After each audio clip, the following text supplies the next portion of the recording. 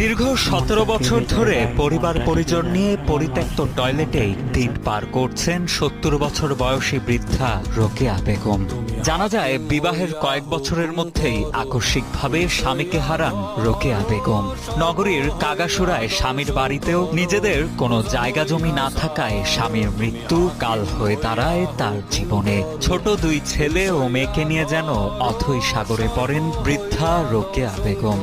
মানুষের বাসাবাড়িতে কাজ করে সন্তানদের বড় করলেও শারীরিক প্রতিবন্ধী ছেলে নেয় না খোঁজ খবর। তাই অনেকটা নিরুপায় হয়ে মেয়ে দিনমজুর মেয়ের জামাই ও ৩ নাতিসহ সরকারি হাতেমালি কলেজের ছাত্রাবাসের পরিত্যক্ত একটি টয়লেটেই বসবাস করছেন তারা। জায়গা জমি কিছু নেই, জায়গা যদি থাকতে আমি কি এই ল্যাপটিনে পড়ে তাই পাবো। এই যে দুনিয়া কিসের লাগিয়া